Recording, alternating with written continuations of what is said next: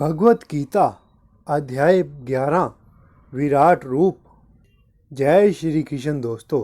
10वें अध्याय में आप लोगों ने जाना बल, सौंदर्य, ऐश्वर्य तथा श्रेष्ठता प्रदर्शित करने वाली समस्त अद्भुत घटनाएं, चाहे वह इस लोक में हो या आध्यात्मिक जगत में, श्री कृष्ण की दैवी शक्तियां एवं ऐश्वर्य की आंशिक अभिव्यक्तियां हैं। समस्त कारणों के कारण स्वरूप तथा सर्व स्वरूप श्री कृष्ण समस्त जीवों के परम पूजनीय हैं। और अब अध्याय 11 विराट रूप। अर्जुन ने कहा, आपने जिन अत्यंत गूढ़ आध्यात्मिक विषयों का मुझे उपदेश दिया है, उसे सुनकर अब मेरा मोह दूर हो गया है कमल नयन, मैंने आपसे प्रत्येक जीव की उत्पत्ति तथा लय के विषय में विस्तार से सुना है और आपकी अक्षय महिमा का अनुभव किया है पुरुष श्रेष्ठ, है परमेश्वर। यद्यपि आपको मैं अपने समक्ष आपके द्वारा वर्णित आपके वास्तविक रूप में देख रहा हूँ, किंतु मैं ये देखने का इच्छुक हूँ कि आप इस दृश्य जगत में किस प्रकार प्रविष्ट होते हैं। मैं आपके उसी रूप का दर्शन करना चाहता हूँ। है प्रभु, है योगेश्वर, यदि आप सोचते हैं कि मैं आपके विश्व रूप को देखने में समर्थ हूँ, तो कृपा करके मुझे अपना असीम विश्व रूप दिखलाएं। श्री भगवान ने कहा, है अर्जुन, है पार्थ, अब तुम मेरे ऐश्वर्य को सैकड़ों हजारों प्रकार के दैवी तथा विविध रंग वाले रूपों को देखो। है भारत, लो तुम आदित्यों, वसुओं, रुद्रों, अश्विनी कुमारों तथा अन्य देवताओं के भी विभिन्न रूपों को यहाँ देखो। तुम ऐसे अनेक आश्चर्यमय रूपों को देखो जिन्हें पहले कभी ना तो देखा गया है और ना सुना गया है अर्जुन, तुम जो कुछ भी देखना चाहो उसे तत्क्षण मेरे इस शरीर में देखो। तुम इस समय तथा भविष्य में जो भी देखना चाहते हो उसको यह विश्व रूप दिखलाने वाला है। यहाँ एक ही स्थान पर चर अचर सब कुछ है, किंतु तुम मुझे अपनी इन आँखों से नहीं देख सकते। अंत मैं तुम्हें दिव्य आँखें दे रहा हूँ, अब मेरे योग ऐश्वर्य को देखो। संजय ने कहा, है राजा, इस प्रकार कहकर महायोगेश्वर भगवान ने अर्जुन को अपना विश्व रूप दिखलाया। अर्जुन ने इस विश्व रूप में असंख्य मुख, असंख्य नेत्र तथा असंख्य आश्चर्यमय दृश्य देखे। यह रूप अनेक देवी आभूषणों से अलंकृत था और अनेक देवी हथियार उठाए हुए था। यह देवी मालाएं तथा वस्त्र धारण किए थे, उन पर अनेक दिव्य सुगंधियां लगी थीं। सब कुछ आश्चर्यमय, तेजमय, असीम तथा सर्वत्र व्याप्त था। यदि आकाश में हजारों सूर्य एक साथ उदय हों तो उनका प्रकाश शायद परम पुरुष के इस विश्व रूप के तेज की क्षमता कर सके। उस समय अर्जुन भगवान के विश्व रूप में एक ही स्थान पर स्थित हजारों भागों में विभक्त ब्रह्मांड के अंत अंशों को देख सका। तब मोहग्रस्त एवं आश्चर्यचकित रोमांचित हुए अर्जुन ने प्रणाम करने के लिए मस्तक झुकाया और वह हाथ जोड़कर भगवान से प्रार्थना करने लगा। अर्जुन ने कहा, है भगवान कृष्ण, मैं आपके शरीर में सारे देवताओं तथा अन्य विविध जीवों को एकत्र देख रहा हूँ। मैं कमल पर आसीन ब्रह्मा, शिवजी तथा समस्त ऋषियों एवं दिव्य सर्पों को देख रहा हूँ। है विश्वेश्वर, है विश्व रूप, मैं आपके शरीर में अनेकानेक हाथ, पेट, मुंह तथा आंखें देख रहा हूँ जो सर्वत्र फैले हैं और जिनका अंत नहीं है। आप में ना अंत दिखता है, ना मध्य और ना आदि। आपके रूप को उसके चकाचौंध के कारण देख पाना कठिन है, क्योंकि वह प्रज्वलित अग्नि की भांति अथवा सूर्य के अपार प्रकाश की भांति चारों ओर फैल रहा है। तो भी मैं इस तेजोमय रूप को सर्वत्र देख रहा हूँ, जो अनेक मुकुटों, गदाओं तथा चक्रों से विभूषित है। आप परम आद्य वास्तु हैं, आप इस ब्रह्मांड के परम आधार हैं। आप अव्यय तथा पुराण पुरुष हैं। आप सनातन धर्म के पालक भगवान हैं। यही मेरा मत है। आप आदि, मध्य तथा अंत से रहित हैं। आपका यश अनंत है। आपकी असंख्य असंख्य भुजाएं हैं और सूर्य चंद्रमा आपकी आंखें हैं। मैं आपके मुख से प्रज्वलित अग्नि निकलते और आपके तेज से इस संपूर्ण ब्रह्मांड को जलाते हुए देख रहा हूँ। यद्यपि आप एक हैं, किंतु आप आकाश तथा सारे लोकों एवं उनके बीच के समस्त अवकाश में व्याप्त हैं। है महापुरुष, आपके इस अद्भुत तथा भयानक रूप को देखकर सारे लोग भयभीत हैं। देवों का सारा समूह आपकी शरण ले रहा है और आप में प्रवेश कर रहा है।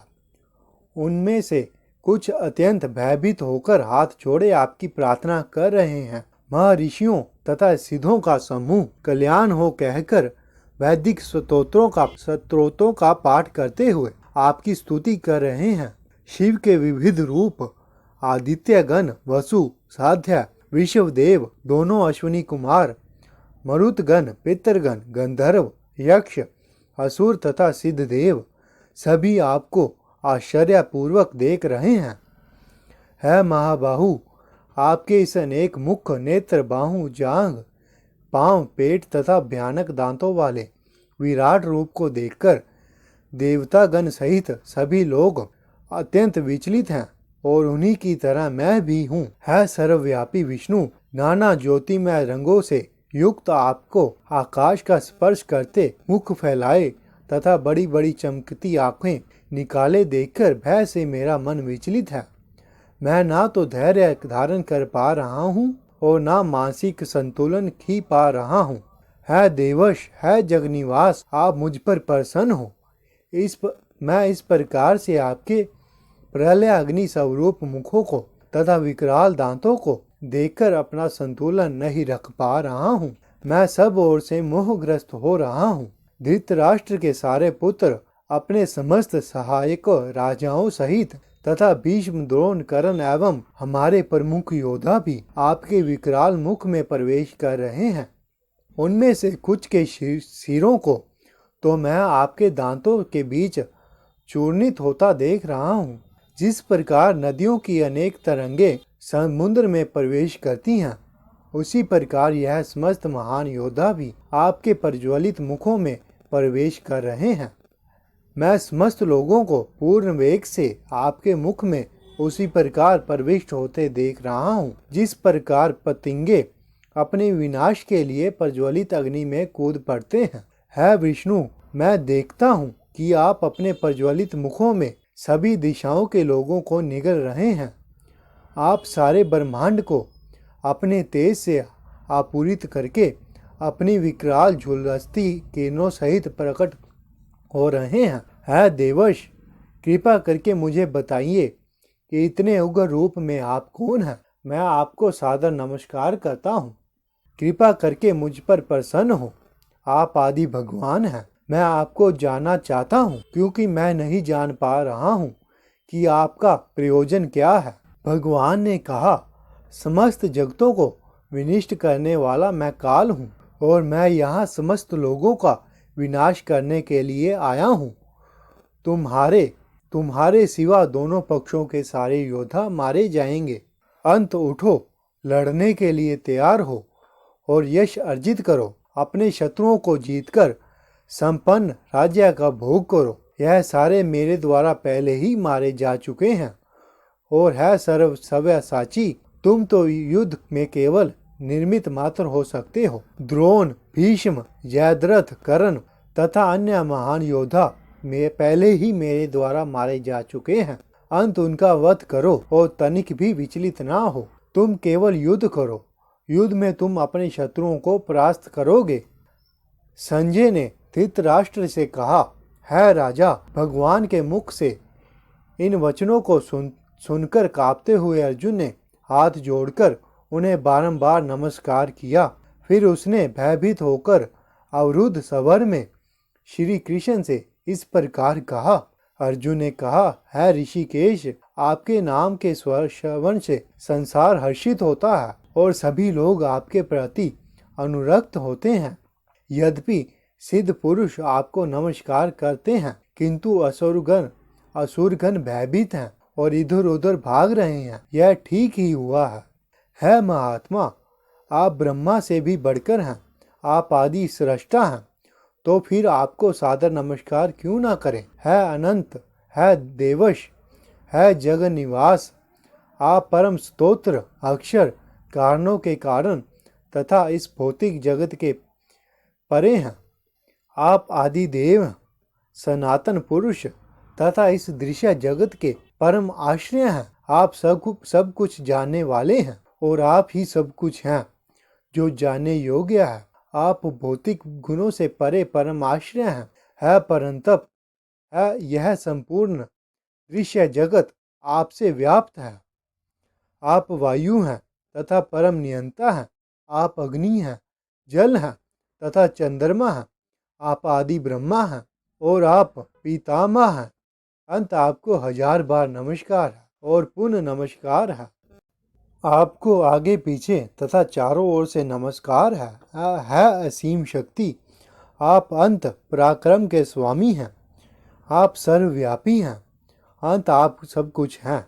आपको अपना मित्र मानते हुए मैंने हठ पूर्वक आपको है कृष्ण, है यादव, है सखा जैसे संबोधनों से पुकारा है, क्योंकि मैं आपकी महिमा को नहीं जानता था।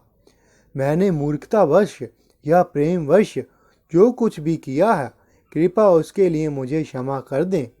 यही नहीं, मैंने कई बार आराम करते समय एक साथ लेटे हुए या साथ साथ खाते या बैठे हुए, कभी अकेले तो कभी अनेक मित्रों के समक्ष आपका अनादर किया है अच्युत।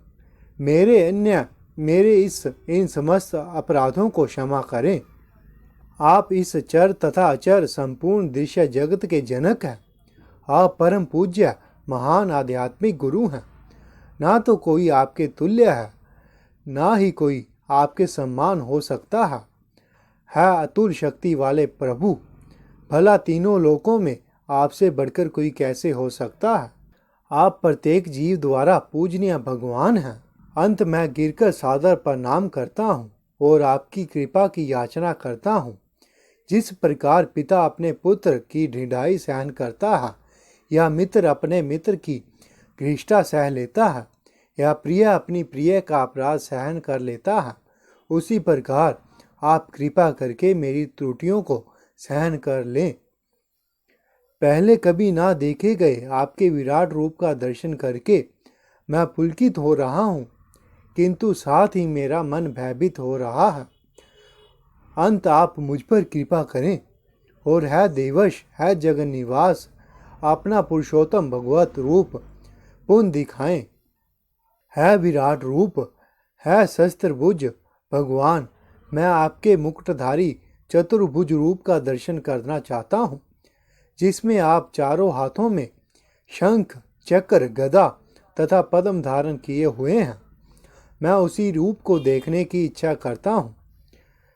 भगवान ने कहा, है अर्जुन, मैंने प्रसन्न होकर अपनी अंतरंगा शक्ति के बल पर तुम्हें इस संसार में अपने इस परम विश्व रूप का दर्शन कराया है। इसके पूर्व अन्य किसी ने इस असीम तथा तेजोमय आदि रूप को कभी नहीं देखा था। है कुरुश्रेष्ठ, तुमसे पूर्व मेरे इस विश्व रूप को किसी ने नहीं देखा था, क्योंकि मैं ना तो वेदाध्ययन के द्वारा, ना यज्ञ, दान, पुण्य या कठिन तपस्या के द्वारा इस रूप में इस संसार में देखा जा सकता हूँ।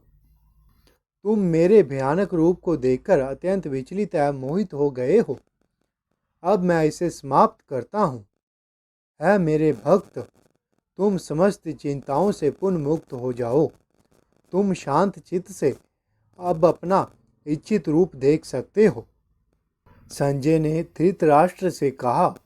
अर्जुन से इस प्रकार कहने के बाद भगवान कृष्ण ने अपने असली चतुर्भुज रूप प्रकट किया और अंत में 2 भुजाओं वाले रूप प्रदर्शित करके भयभीत अर्जुन को धैर्य बंधाया। जब अर्जुन ने श्री कृष्ण को उनके आदि रूप में देखा तो कहा, है जनार्दन, आपके इस अतीव सुंदर मानवीय रूप को देखकर मैं अब स्थिर चित्त हूँ और मैं अपनी प्राकृत अवस्था प्राप्त कर ली है। श्री भगवान ने कहा, है अर्जुन, तुम मेरे जिस रूप को इस समय देख रहे हो उसे देख पाना अत्यंत दुष्कर है।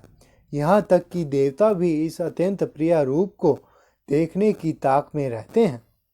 तुम अपने दिव्य नेत्रों से जिस रूप का दर्शन कर रहे हो उसे ना तो वेदाध्ययन से, ना कठिन तपस्या से, ना दान से, ना पूजा से ही जाना जा सकता है। कोई इन साधनों के द्वारा मुझे मेरे रूप में नहीं देख सकता। है अर्जुन, केवल अन्य भक्ति द्वारा मुझे इस रूप में समझ सकता है जिस रूप में मैं तुम्हारे समक्ष खड़ा हूँ, और इसी प्रकार मेरा साक्षात दर्शन भी किया जा सकता है। केवल इसी विधि से तुम ज्ञान के रहस्य को पा सकते हो। है अर्जुन, जो व्यक्ति सकाम कर्मों तथा मनोधर्म के कलमश से मुक्त होकर मेरी शुद्ध भक्ति में तत्पर रहता है, जो मेरे लिए कर्म करता है, जो मुझे ही जीवन का लक्ष्य समझता है, और जो प्रत्येक जीव से मैत्री भाव रखता है, वह निश्चय ही मुझे प्राप्त करता है। इस प्रकार श्रीमद् भगवत गीता के 11वें अध्याय विराट रूप का भक्ति वेदांत तात्पर्य संपूर्ण हुआ। जय श्री कृष्ण।